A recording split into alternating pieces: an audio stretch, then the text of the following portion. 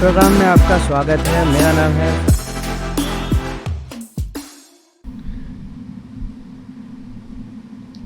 आपका advocate पीडिया cast में स्वागत है। मेरा नाम है फयाज़ खालिद और आज के जो गेस्ट हैं मेरे साथ वो बहुत ही ज़्यादा ज़हीन हैं और उनसे डिस्कशन करने के बाद हमें बहुत सारी चीज़ों का पता चला कि किन किन टॉपिक्स पे हम उनसे डिस्कस कर सकते हैं। और इनके बारे में अगर मैं थोड़ा सा बताऊं तो ये एडवोकेट हैं और एक रिसर्च स्कॉलर हैं।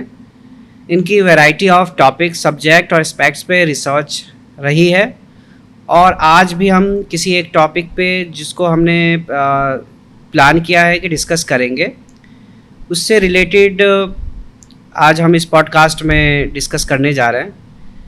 दूसरी बात कि एडवोकेट साहब जो अतुल यादव हैं वो सुप्रीम कोर्ट में भी प्रैक्टिस कुछ टाइम किए हैं, कुछ टाइम डिस्ट्रिक्ट कोर्ट्स में भी प्रैक्टिस किए।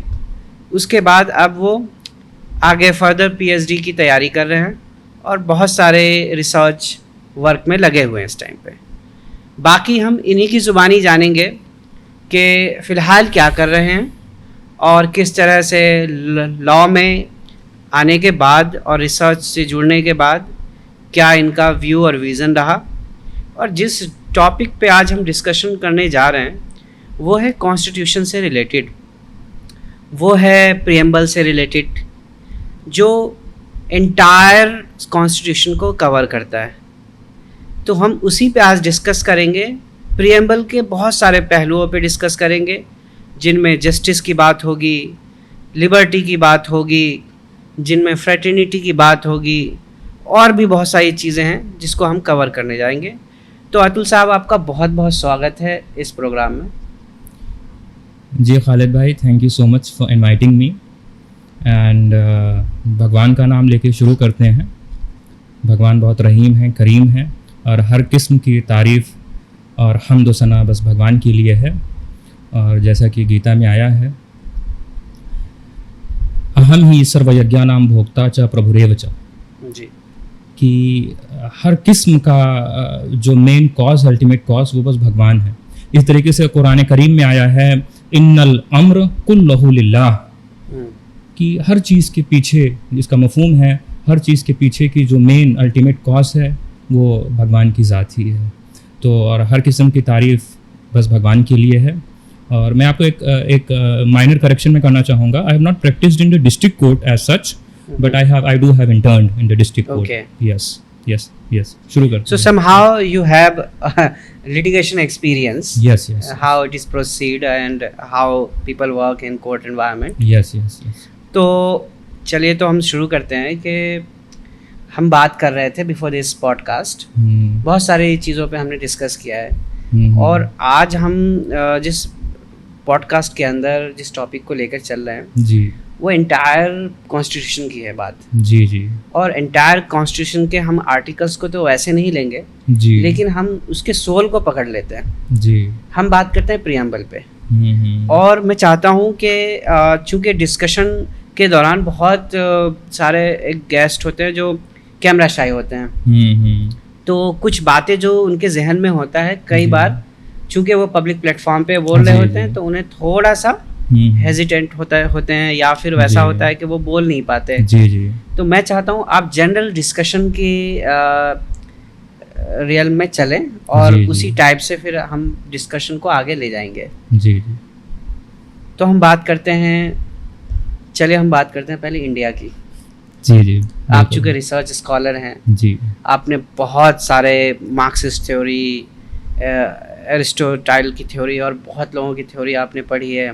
आपने सोशियोलॉजी हो, इकोनॉमिक्स हो या पॉलिटिकल साइंस हो, सबका कुछ ना कुछ आप थ्योरेटिकल पार्ट्स आप अपने रिसर्च में शामिल करते रहे हैं। तो जो हमारा आज का इंडिया है, आज हम 2025 जो साल चल रहा है जिसमें एक डेमोक्रेटिक गवर्नमेंट अपना एडमिनिस्ट्रेशन चला रही है, जहाँ जुडिशरी अपने काम कर रही है, जहाँ टेक्नोलॉजी धीरे धीरे पनप रही है जी, जहाँ गरीबी को कहा जा रहा है एलिमिनेट करने की दिशा में काम चल रहा है जी, जहाँ रैपिड कंस्ट्रक्शंस चल रहा है, तो हम इस इंडिया को इस नज़रिए से आज देख रहे हैं। लेकिन जिस इंडिया को बनाने की नींव कॉन्स्टिट्यूशन ने रखी थी जी, क्या ये वही इंडिया है जो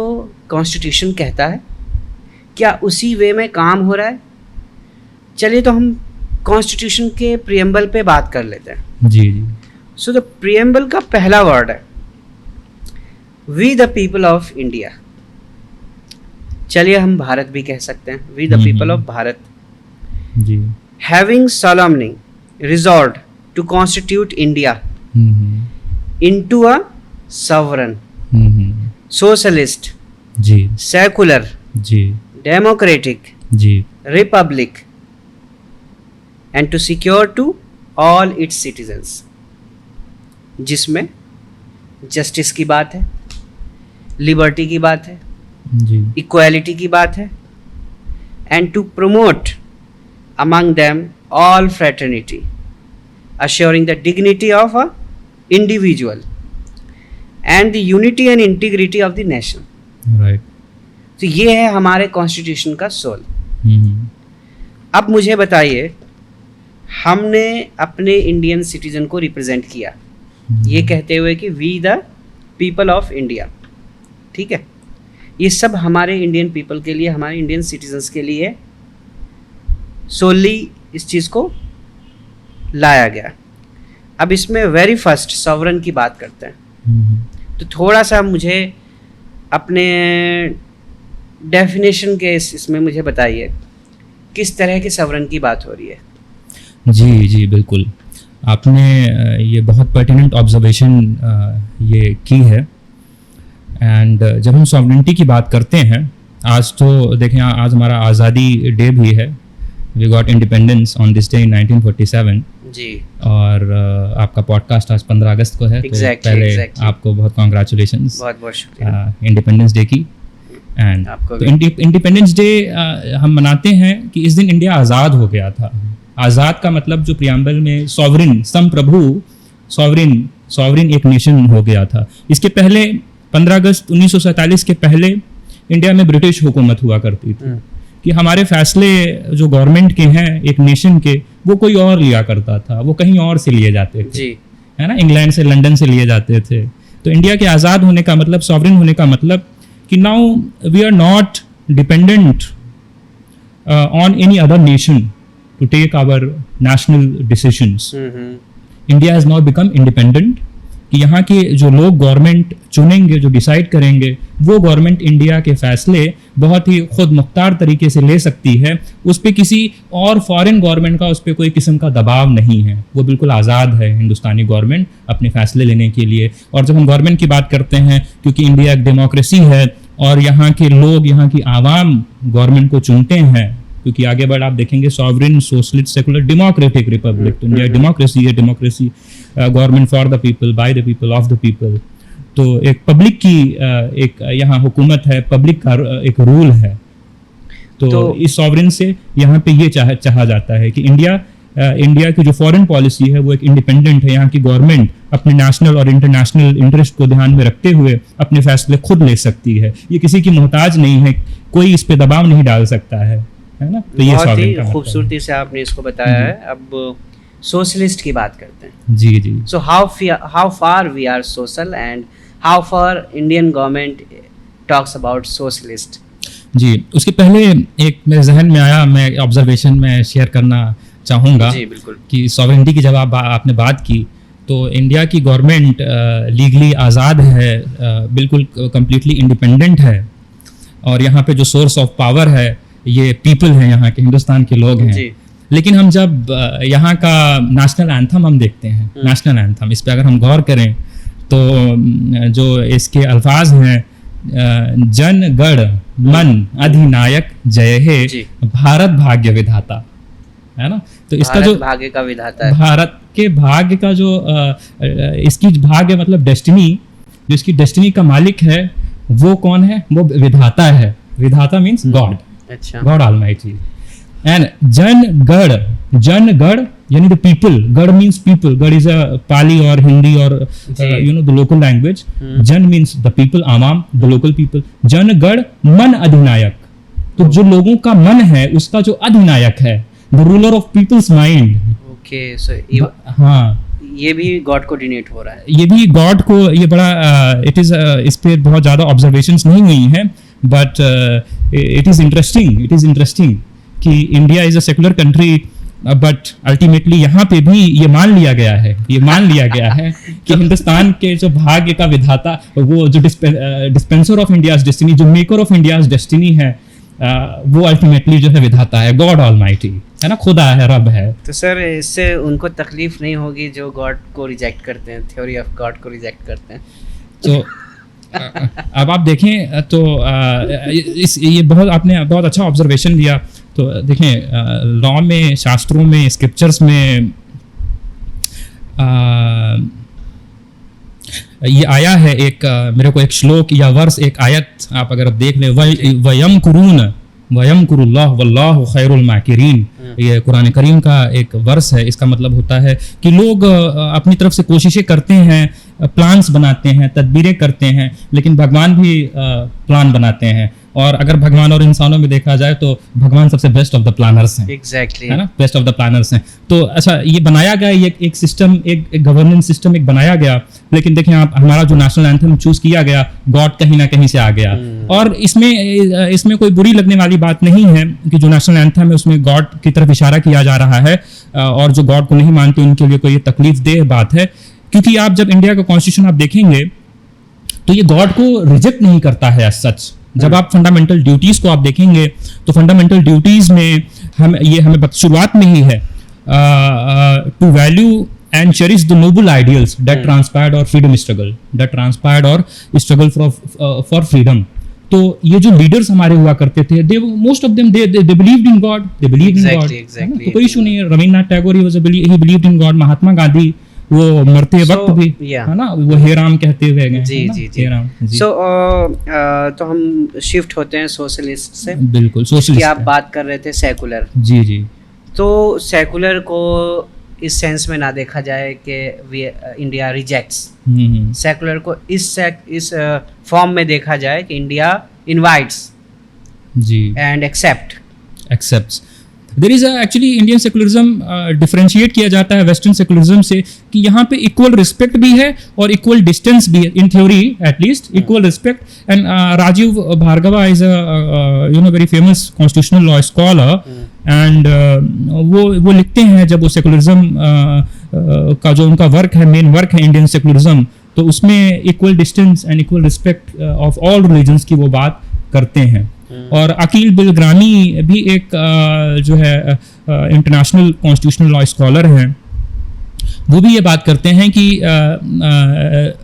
इन certain cases, if I am not wrong, so far I can recall, कि religious principles can be a source of decision making, ethical. अच्छा, जब आप देखें जो डीपीएसपी है, इवन दो नॉन बाइंडिंग, इसमें बहुत सारे गांधीनियन वैल्यूज हैं, है ना, जैसे काऊ का प्रोहिबिशन है, काऊ स्लॉटर के ऊपर प्रोहिबिशन है ना। तो बहुत सारे लोग होते हैं जो वो चीज़ खाना पसंद करेंगे, बट लेकिन एक लॉ ने कुछ, ये लॉ एक कॉन्स्टिट्यूशन मेकिंग को एक कॉन्ट्रैक्ट, एक मीटा कमिटमेंट बोला गया है।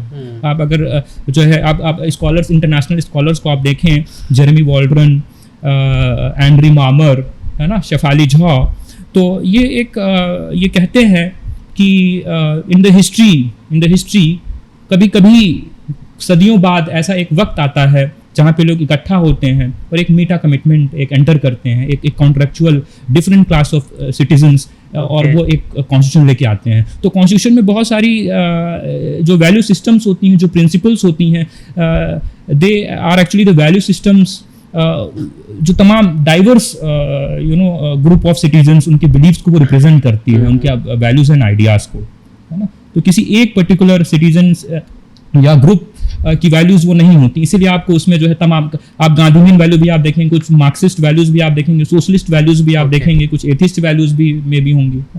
जी। तो मूव करते हैं डेमोक्रेटिक पे। जी।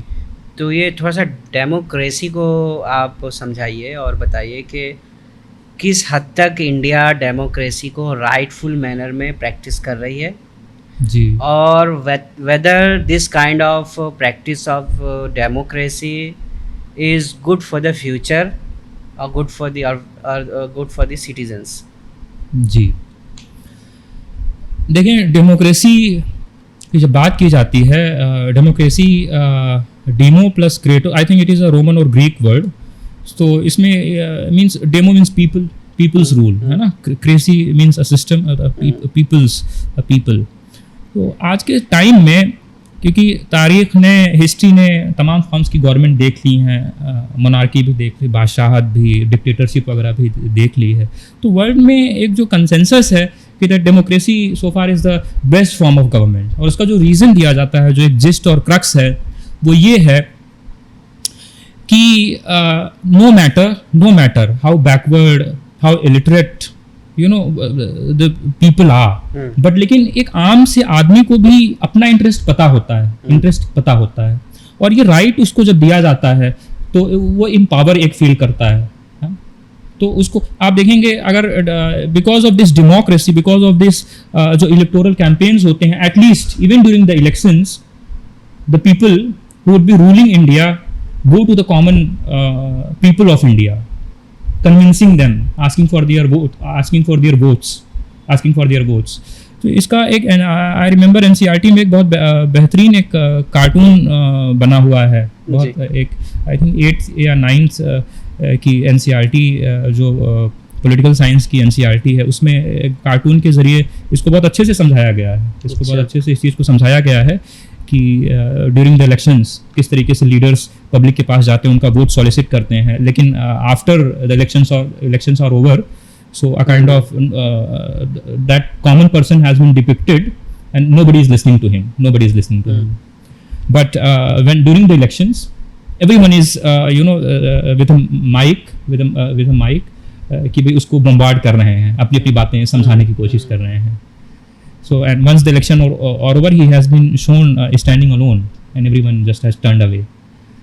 तो अल्टीमेटली ये है कि इसमें एक पब्लिक को वन मैन वन वोट का जो कंसेप्ट है, एक अडल्ट फ्रेंचाइजी है, तो अल्टीमेटली एक बहुत पावरफुल कंसेप्ट है कि एक आम से इंसान को ये पावर दे दी गई है कि वो अपनी ओपिनियन दे सके, अपना वोट दे सके, एक गवर्नमेंट, इतनी बड़ी गवर्नमेंट को वो चुन सके। ये तो एक डेमोक्रेटिक का एसेंस है। अब डेमोक्रेसी को इंडिया में वाकई फॉलो किया जा रहा है, how far it is being followed and practised, और whether that is good for the future और नॉट। जी देखें, अब जब हम यहाँ के स्टेटस की बात करेंगे डेमोक्रेसी की, तो हम देखेंगे कि to be fair and objective, कि जो डेटा और इंडेक्सेस हैं तमाम वीडम वगैरह के, वो हालांकि गवर्नमेंट उसे बहुत फेवरेबली नहीं देखती है, लेकिन अब वो उन इंडेक्सेस में, डेमोक्रेसी इंडेक्स में इंडिया की रैंकिंग बहुत अच्छी नहीं रहती है। बहुत अच्छी जो है, आई हैव टू, मुझे वो डेटा एग्जैक्टली पता नहीं है, देखना पड़ेगा, लेकिन सो फार एज आई नो कि डेमोक्रेसी इंडेक्स में I think 2-3 years back India was placed in a category of some sort of democratic dictatorship, if I am not wrong. Okay. And in fact, America was also placed in the same category. America or near to that category. So democracy के भी बहुत से form होते हैं कि कई बार क्या होता है, डिक्टेटरशिप भी होती हैं, वो एक लेजिटिमेसी लेने के लिए इलेक्शन वगैरह कराती हैं। इंडिया में तो फॉर्चुनेटली ऐसा सीन नहीं है, लेकिन बहुत जगह आप देखें, इनफैक्ट चाइना में भी इलेक्शन होते हैं, बट लेकिन बड़ा कंट्रोवर्शियल है कि to call China a democracy, है ना। तो रशिया भी एक तरीके से, रशिया में भी इलेक्शंस होते हैं। It means actual democracy follow नहीं किया जा रहा है, वो कहीं ना कहीं एक फॉर्म में कन्वर्ट होता जा रहा है।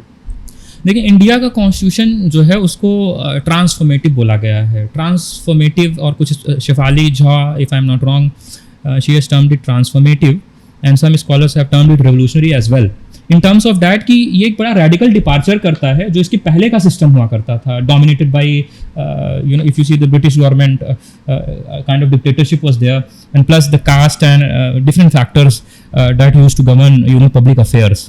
तो इन्विसाज तो कर दिया गया थ्योरी में कि ये जो ग्रेट आइडियल्स आप प्रियम्बल में पढ़ रहे हैं, बट इसको रियलाइज करने के लिए ऑफ कोर्स अभी तो वर्क करने की ज़रूरत है. We can not say that everything is so good.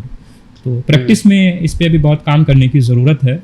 जिस तरीके से एहसास किया गया है वो अभी रियलिटी में ऑफ कोर्स नहीं है. क्योंकि मैंने ज़्यादा एम्फेसाइज इसलिए किया इस पे कि आपने भी और हमने भी जी, जब हम एजुकेशन के फील्ड में होते हैं तो फॉर्म्स ऑफ गवर्नमेंट्स पढ़ते हैं. बिल्कुल जी. और जो फॉर्म्स ऑफ गवर्नमेंट इंडिया में अडॉप्ट किया गया है, जिस फॉर्म्स ऑफ गवर्नमेंट को इंडिया ने रेगुलेट किया और थ्रू द कॉन्स्टिट्यूशन इम्प्लीमेंट किया, उस छाया में हम जी रहे हैं.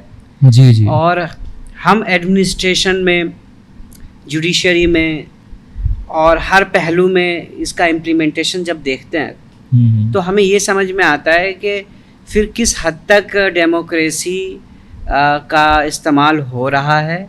क्या वाकई वो डेमोक्रेसी जो आइडिया ऑफ इंडिया का था थ्रू डेमोक्रेसी, और जिसके लिए कॉन्स्टिट्यूशन में सारे आर्टिकल्स लिखे गए, डेमोक्रेसी को सोच करके लिखे गए जी, राइट. तो उस पहलू पे अगर हम गौर करके देखें और कंपैरेटिवली सोच के देखें कि क्या इन कॉन्स्टिट्यूशन हमारा क्या कहता है और आइडिया ऑफ इंडिया क्या था और क्या है प्रेजेंट जी. चूँकि हम लोग यंग जनरेशन, यंग एडवोकेट्स हैं जी, तो आप उससे भी आगे बढ़ के एक रिसर्च के फील्ड में हैं, तो इस पे गौर करने वाली बात है कि क्योंकि ये थ्योरी ही कहीं ना कहीं जाके एक subjective and objective division create कर देता है जी, राइट. तो lastly I was talking about republic जी. अच्छा, डेमोक्रेसी पे मैं एक छोटा सा और ऐड कर दूं कि ऐसा नहीं है कि डेमोक्रेसी अभी एक नया फॉर्म ऑफ गवर्नमेंट 20th या 21st सेंचुरी में आया है. पहले भी कुछ इसके फॉर्म्स हिस्ट्री में देखे गए हैं. जैसे इंडिया में आप देखें, एक टाइम था आज से लगभग 2-2,500 साल पहले, महाजनपदास जो बोला जाता है, उसमें कुछ देवर रिपब्लिक्स, देवर कुछ उसमें जैसे Vajji I think was a republic, the मल वॉज अ रिपब्लिक, मल महाजनपद, ये गोरखपुर के अराउंड सिचुएटेड था. फिर इसी तरीके से आप देखें, अगर फॉरेन में भी देखें तो ग्रीक में डेमोक्रेसी का एग्जांपल हमें एंशिएंट टाइम्स में मिल जाता है. हालांकि बहुत सारे स्कॉलर्स ने उसको क्रिटिसाइज भी किया. आई थिंक सोक्रेटिस और अरिस्टोटल ने उसको अप्रिशिएट नहीं किया है जो वहाँ की डेमोक्रेसी थी. अब इसी तरीके से अगर हम आ जाएं अरेबियन पेनिनसुला की तरफ, तो कुरान करीम में बात किया गया है कंसल्टेटिव, कि अपने मामले कंसल्टेशन से चलो. व अम्रुहुम शूरा बैनहुम, कुरान करीम की आयत है कि अपने मामलात शूरा मीन्स कंसल्टेशन होता है. कुछ सारी कंट्रीज के जो उनकी पार्लियामेंट होती है उसको शूरा बोला जाता है. जैसे अफगानिस्तान में आई थिंक मजलिस शूरा, पाकिस्तान की भी शूरा बोला जाता है. Consultation, discussion. कंसल्टेशन. तो अल्टीमेटली अगेन इवन, अच्छा, डेमोक्रेसी भी अगर है, लेकिन अगर कंसल्टेटिव फॉर्म ऑफ गवर्नमेंट नहीं है कि one person is taking all the decisions, then I think there is some problem to it.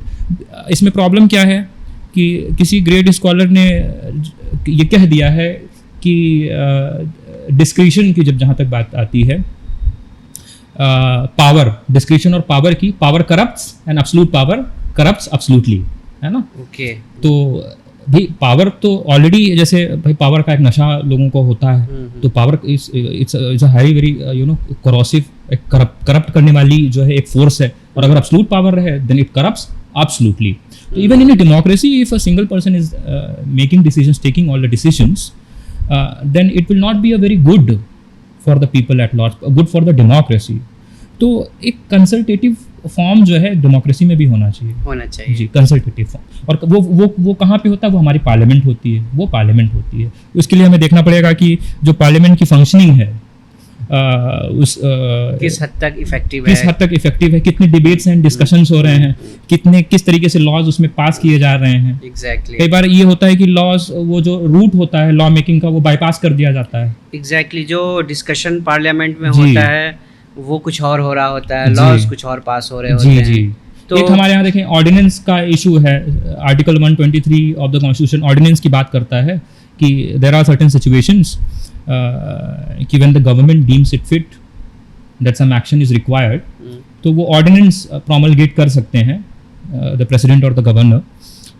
अब उसमें अप्रूवल बाद में होता है, ठीक है. There have been various cases जिसमें ये, जैसे एक वाधवा का केस है कि भाई उसमें, और एक कृष्ण कुमार का केस है कि भाई ordinance can not substitute the ordinary law making process. ये एक्सेप्शनल सिचुएशंस के लिए है, लेकिन अगर बार बार ऑर्डिनेंस रूट अपनाया जा रहा है तब भी it's a fraud on the constitution, fraud on the constitution. इस तरीके से अगर मनी बिल का, जैसे एक डिस्टिंक्शन है कि money bill can only be placed in the Lok Sabha, right, है ना, राज्यसभा का उसमें ज़्यादा कोई पावर नहीं होता है, 14 डेज के अंदर they have to return that with और विदाउट रिकमेंडेशंस, और वो रिकमेंडेशंस लोकसभा के ऊपर बाइंडिंग नहीं होती है। तो अगर किसी ऐसे इशू का, इंपॉर्टेंट इशू को मनी बिल का एक कलर दे के पास कर लिया जा रहा है, then also it is problematic. तो अल्टीमेटली देखिए, डेमोक्रेटिक वेलफेयर स्टेट की जो विजन हमें दिया गया है, जो कॉन्स्टिट्यूशन देता है, वो कितना वो प्रैक्टिस में है ये मैटर करता है, whether it is being worked upon और नॉट। ठीक है, कितना भी अच्छा अगर कॉन्स्टिट्यूशन रहे, लेकिन अगर वो प्रैक्टिस में नहीं है तो then there of course there are issues to it. तो हम आते हैं जस्टिस के ऊपर, राइट। चूँकि आप स्कॉलर भी हैं और रिसर्च कर रहे हैं, जस्टिस के ऊपर सारा जुडिशियल एडमिनिस्ट्रेशन चल रहा है जी। जस्टिस के ऊपर इंडिया की उम्मीदें इंडियन सिटीजन्स की उम्मीदें टिकी रहती हैं जी कि भाई जस्टिस होगी, भले ही चाहे कितना भी करप्शन हो जाए, कुछ भी हो जाए, एक जस्टिस की बात रहती है। और जस्टिस को हमारे कॉन्स्टिट्यूशन में एक महत्वपूर्ण पिलर माना गया है जी। एक जुडिशियल एस्पेक्ट अपने आप में एक बहुत बड़ी चीज़ है। जिस जस्टिस की हम बात करते हैं उसके अंदर सोशल, इकोनॉमिक एंड पॉलिटिकल पहलुओं पे भी जी बात करते हैं कि इन फॉर्म्स में जस्टिस का कितना महत्व है, कितना रोल है और किस तरह की जस्टिस की बात होती है। और स्पेसिफिकली जब हमारा प्रीएम्बल कहता है कि justice includes social, economic and political, तो ये किस तरह से है और आइडिया ऑफ इंडिया में क्या था और आज के प्रेजेंट इंडिया जस्टिस को किस तरह से देखती है? जी, तो आपने बहुत अच्छी ऑब्जर्वेशन ये की कि जस्टिस का डिबेट तो सदियों से ये चला आ रहा है स्कॉलर्स में। आप देखें, आप लॉ में जब शुरू में एडमिशन लेता है बच्चा तो जूरिस्प्रूडेंस की क्लासेस होती हैं, तो उसमें जस्टिस एग्जैक्टली है क्या, डिफरेंट स्कॉलर्स को उसमें बताया जाता है और इसमें अग्रीमेंट नहीं है एग्जैक्टली जस्टिस क्या है। लेकिन पब्लिक को आप एक आम जब आप सिटीजन्स को देखें, इंसाफ न्याय की बात है ना करता है कि इंसाफ से वो एक आप देखें जो जस्टिस एज फेयरनेस की बात की गई है तमाम स्कॉलर्स ने, जॉन रॉल्स हो गए, अमर्त्य सेन हो गए, है ना, मार्था अनुपम जस्टिस डिग्निटी, है ना, ह्यूमन डिग्निटी की बात करती हैं। हमारे कॉन्स्टिट्यूशन में जब आप प्रीएम्बल को देखते हैं तो उसमें justice social, economic and political, 3 किस्म के जस्टिस की बात की गई है, social justice, economic justice and political justice. तो सोशल जस्टिस से ये चाहा जाता है कि सोसाइटी में जो डिफरेंट ग्रुप्स हैं, डिफरेंट कम्युनिटीज़ हैं, जो इंटर कम्युनिटी रिलेशंस हैं, कि कोई किसी को जुल्म नहीं कर रहा है, ऑप्रेस नहीं कर रहा है, ये सोशल जस्टिस है। अगर कोई हिस्टोरिकली ऑप्रेस्ड है तो उसकी जो अपॉर्चुनिटीज़ हैं, इक्वालिटी ऑफ अपॉर्चुनिटीज़ की बात होती है सोशल जस्टिस से। जनरली सोशल जस्टिस एक नैरो वे में कंस्ट्रक्ट किया जाता है, अफर्मेटिव एक्शन से भी कई बार इक्वेट किया जाता है सोशल जस्टिस कि the certain people who have been historically disadvantaged, उसमें जेंडर जस्टिस की भी बात की जाती है, द वुमेन और the oppressed and the marginalised section of the society, उनके फेवर में कुछ अगर अफर्मेटिव एक्शंस लेते, जैसे रिजर्वेशन हो गया इन academic institutions and government jobs, ठीक है, तो ये सब सोशल जस्टिस के अंदर आ जाता है। इसका बड़ा एक जूरिस्प्रूडेंस है, कोर्ट केसेस हैं, राइटर्स हैं। और इकोनॉमिक जस्टिस में आ जाता है।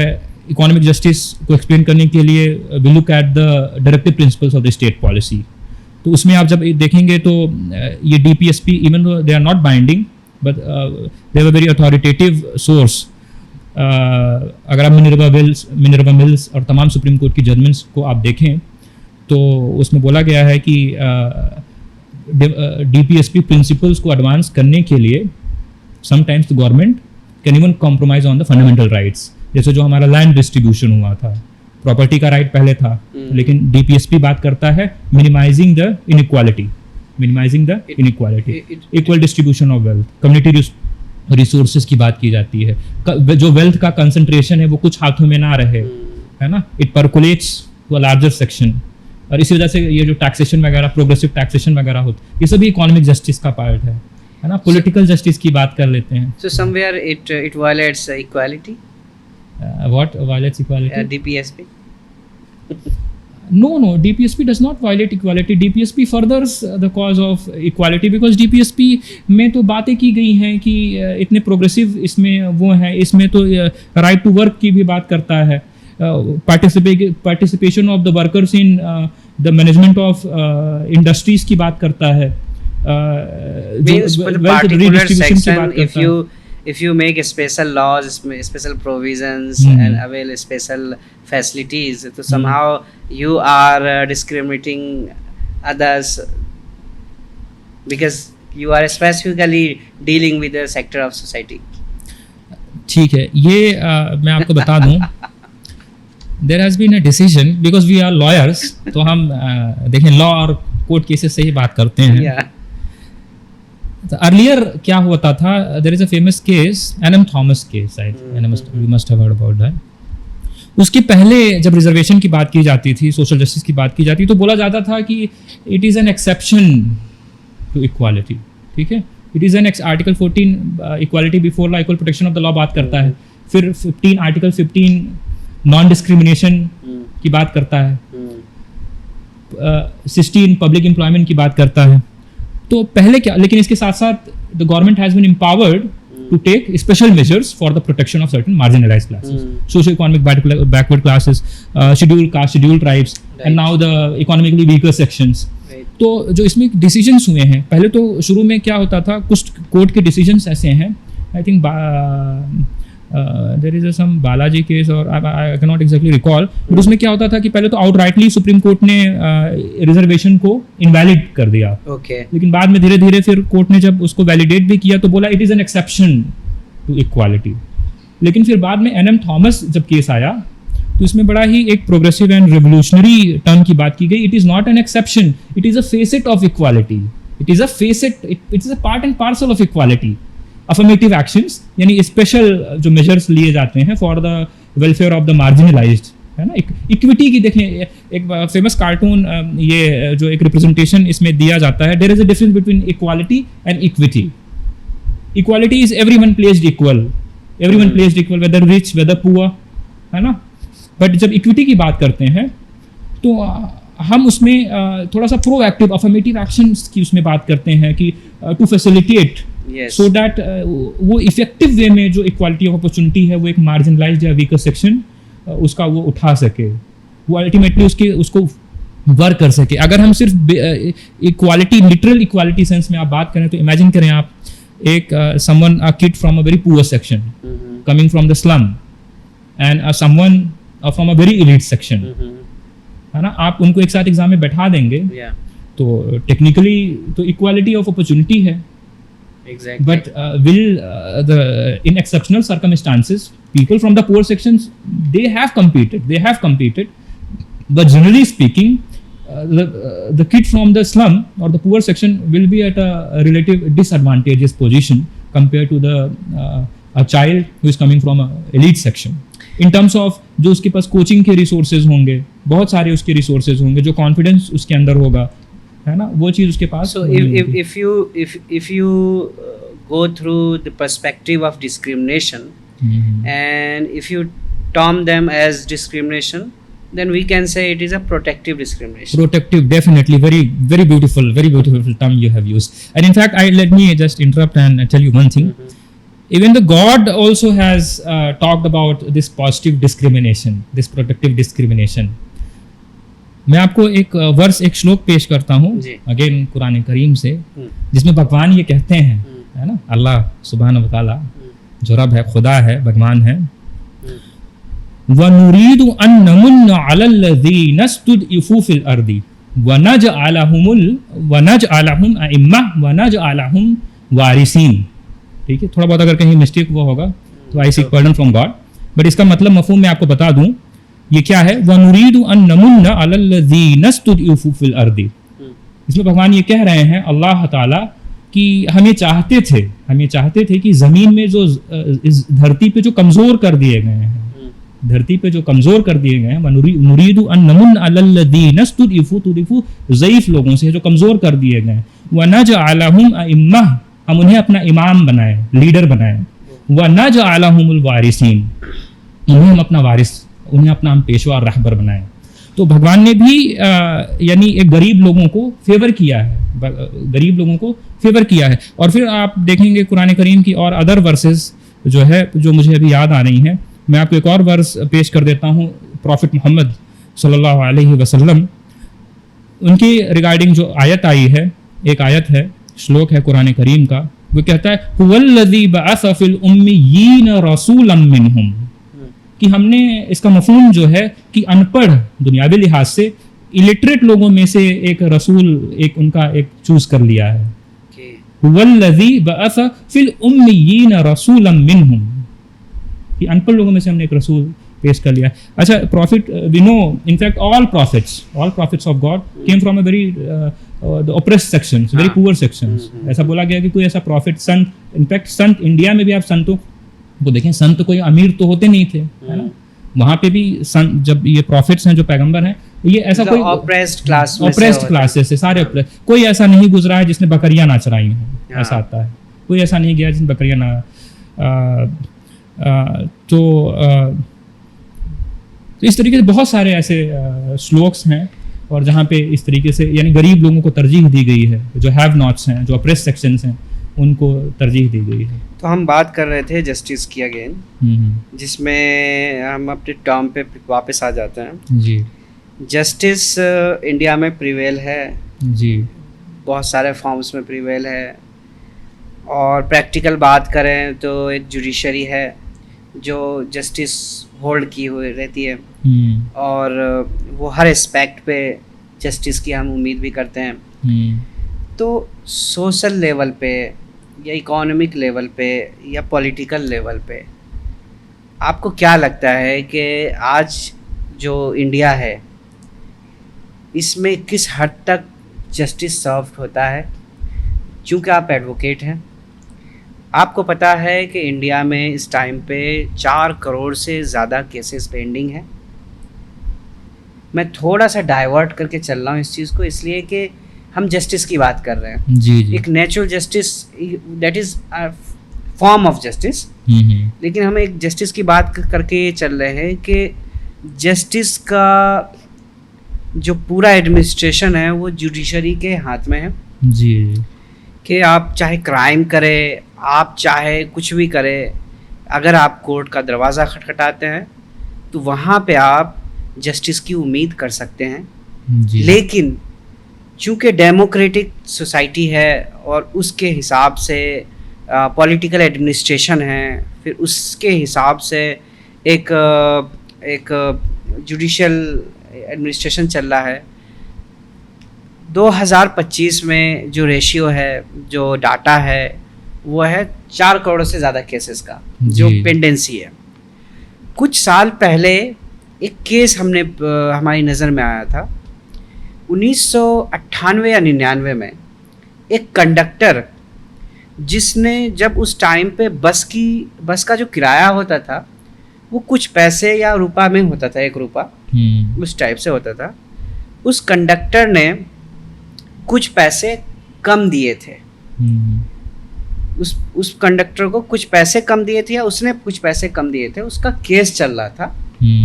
और वो केस इतना लंबा चला कि उसका फैसला 2017, 18, 19 की इसमें आया जी। और तब ये कहा कि उसके 1 रुपए का केस अब जाके उसको जस्टिस मिला जी। और इसी टाइप से पेंडेंसी ऑफ केसेस में डिले बहुत ज़्यादा, इस वजह से पेंडेंसी भी बढ़ती है। आपको क्या लगता है कि जस्टिस सर्व हो रहा है? अगेन डेमो जिस डोमेन में हम रह रहे हैं, जो इंडियन सिटीज़न है, उसको किस हद तक जस्टिस मिल रहा है? और हर लेवल पे आप मुझे ज़रा सा हाइलाइट्स करके बताइए, सोशल लेवल पे या इकोनॉमिक लेवल पे, और पॉलिटिकल लेवल पे जो प्रियम्बल कहता है। जी देखिए, आपने ये जो बस कंडक्टर का एग्जांपल दिया, जो इसको डिले हुआ, इतना टाइम लग गया, तो एज वी ऑल नो बड़ा मशहूर एक जो इडियम है, justice delayed is justice denied. Justice delayed, तो अगर जस्टिस बहुत डिलेड मिल रहा है तो kind of it's a denial of justice, it is a denial of justice. अब जब 20-30 साल तक केसेस चलते हैं तो आपको पता है बहुत सारे लिटिगेंट्स के बीच में डेथ भी हो जाती है, they are replaced by their legal representative. तो उन्होंने तो उसका जो फ्रूट है, जो आउटकम है, वो तो देखा ही नहीं। तो it is a denial of justice. ठीक है, इसका एक और पहलू है, justice must not only be done but seen to be done, दिखना भी चाहिए। लेकिन अगर लिटिगेंट इतना लंबा चल रहा है, केसेस बहुत लॉन्ग टर्म तक चल रहे हैं और बीच में लिटिगेंट की डेथ हो गई, अगर वो नहीं देख पाया तो at least he is not seen the justice, है ना। एक ये भी एक अहम ये है। और आपने क्या पूछा? मैंने यही पूछा है कि हम जिस जस्टिस की बात कॉन्स्टिट्यूशन में कर रहे हैं, जिस जस्टिस की बात प्रियम्बल ने की है, पॉलिटिकल लेवल पे, इकोनॉमिक लेवल पे, सोशल लेवल पे, वो क्या मीट हो पा रहा है? अगर चूँकि आप स्कॉलर हैं तो मैं थोड़ी सी मनुस्मृति की भी जस्टिस की बात करूँगा। मैं थोड़े से जो अदर रिलीजियस स्क्रिप्चर्स है उनकी भी जस्टिस की क्या फॉर्म्स रहे हैं जी। तो चाहे अडेप्ट कुछ भी करें, अल्टीमेटली चाहिए तो जस्टिस चाहिए। तो बताइए आप मुझे कि किस हद तक प्रियम्बल के उस जस्टिस को मीट हो कर पा रहा है। लेकिन आजकल तो वैसे भी जैसे आपने बताया, स्क्रिप्चर्स की आपने बात की, तो कोर्ट डिसीजंस में प्रोग्रेसिवली कोर्ट किए जा रहे हैं। पहले भी कोर्ट किए जाते थे, खासकर कॉन्स्टिट्यूशनल कोर्ट्स में। अभी रिसेंटली मध्य प्रदेश की एक डिसीजन आया था जिसमें an adopted child had killed a mother, तो उसमें कोर्ट ने जो है गीता, कुरान, बाइबल एंड ग्रंथ साहब से कोट करके उसको डेथ सेंटेंस उसको दिया है। तो इसके बाद फिर हम देखें, अगर जब हमें जो जूरिस्प्रूडेंस की जब हम बात करते हैं तो there are two major schools, वैसे तो बहुत सारे हैं, लेकिन जो टू मेजर प्रोमिनेंट स्कूल्स हैं जिनका बार बार एक जिक्र आता है, डिबेट होती है। One is the natural law school and the other is the legal positivist theory. तो जो नेचुरल लॉ है उसके जैसे स्कॉलर्स हैं Saint Augustine, Thomas Aquinas, William Blackstone, कई बार उनको भी उसमें कैटेगरी में डाल दिया जाता है। लॉर्ड डेनिस लॉयड ऑफ हेम्स्टीड, आप तो लॉयड स्कूल से पढ़े भी हैं, तो you must be knowing that ये लॉर्ड डेनिस लॉयड। तो इन सब ने नेचुरल लॉ में एथिकल एंड मोरल लॉ की भी बात की है। और कई बार जो सोर्सेज ऑफ लॉ की जब हम बात की जाती है उसमें डिवाइन लॉ का भी इन्होंने बात किया है। और जो लीगल पॉजिटिविज्म है वो ये कहता है law as it is, law made by the law is the command of the sovereign, law is the command of the sovereign. तो ये बड़ा अच्छा है कि भाई दोनों की बात की जाए, उसमें डिवाइन लॉ क्या कहता है और जो मैन मेड लॉ है वो विलियम ब्लैकस्टोन ने जिनकी इतना साइटेशन किया जाता है, उन्होंने तो ये भी कह दिया है कि if the man made law, the human law contradicts the divine law, then it is not valid. उन्होंने यहाँ तक कह दिया है। तो इसलिए, और जब प्रेसिडेंट की भी बात करते हैं तो in such a case who is given priority if there is a contradiction, if man-made law and the divine law? I personally it's a very difficult question you have asked. I'm so sorry for that. I do the balancing, and I would because I personally believe in the natural law.